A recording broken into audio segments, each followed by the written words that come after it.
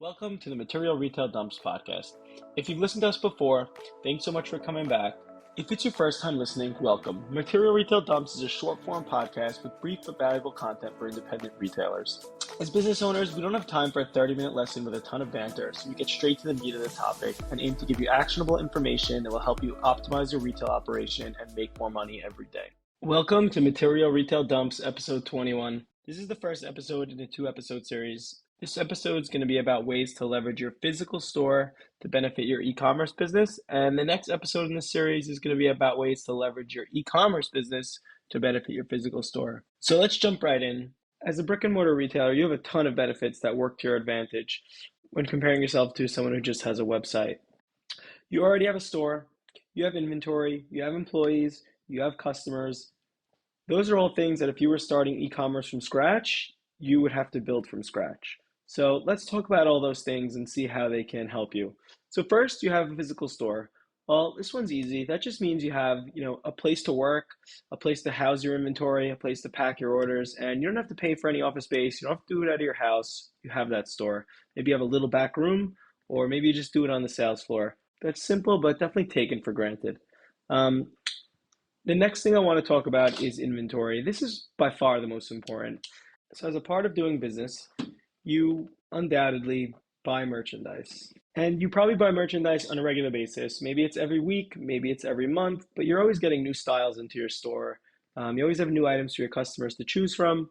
And that's a huge benefit because now you don't have to go out and buy new items for your website. You can take the items that are already in your store that you're consistently getting, photograph them, and put them online. This is a big advantage for two reasons. Number one, you don't have to guess what merchandise is going to work online because you know what merchandise is working in store. So just start there and see what happens. And secondly, there is no extra cash flow that you have to lay out to purchase more merchandise for your website because you have merchandise in store. So the fact that you have merchandise sitting there gives you a huge advantage because you can just go put that product online and start selling, as opposed to someone who doesn't have a store. They're going to have to buy merchandise, take the risk that that merchandise is not going to sell, and then put it online. Huge advantage. Number two, you have employees. This is a big one. If you run a store, you probably have at least one employee, maybe two, maybe three, maybe 10. Some of these employees are part-time employees. Some of them are full-time. Maybe it's a store manager or whatever it is, but you have people working for your store. Now, every retail store has slow periods of time, whether that's from 10 to 11 a.m. or whether that's, the 3 to 4 o'clock hour, or maybe it's just on a rainy Monday.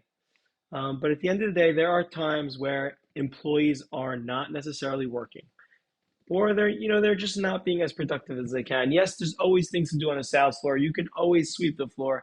You can always change a mannequin. You could always clean up racks. But you do have employees who are sometimes looking for things to do. It's the perfect way to just seed your e-commerce and have them start uploading products to your website and other platforms.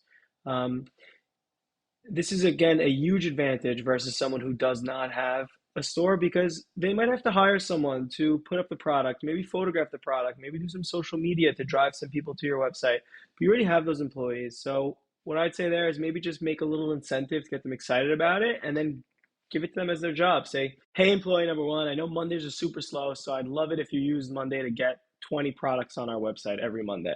This way, every single Monday, you have new products going on your website. Number three, and this one is maybe the most important one and something that really everybody just takes for granted. It's customers. You have customers. You have a customer base. You are in a community. You're on a street. Customers are walking past your store. Customers are coming into your store. Customers are buying from your store. Use those customers as your website customers. Now, a lot of people will say, no, I don't want my customers to shop online. I want them to come into the store. There are multiple studies that show that that's not the case. When a customer is loyal to you, they will shop in your store and on your website. And when a customer is shopping on both channels, they shop more. And many times, maybe they buy online and return in store, and that's just an opportunity. They come into the store to return your online order. That's a way for you to build a connection with them, maybe upsell them into something else. Maybe they return one item and they walk out of the store buying 3 items. Use your customers in your store and get them shopping online. Take their email addresses, take their phone numbers in your store and start emailing them about your website. Put a little sign in your window, put a little sign in your dressing room, a little, sticker on the dressing room mirror. You could do so many things in this topic. You can put a little note on the back of every price tag that says shop us online. You can put a little note on the bottom of your receipt. You can give them a little coupon every time they shop, staple it to their receipt with, 10% off your first online order.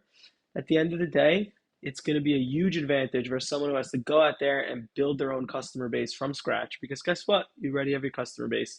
So going from 0 to 50,000 online is going to be 100 times easier when you have a brick and mortar store because you can leverage those assets. And by assets, I mean your physical space, your inventory, your employees, and your customers.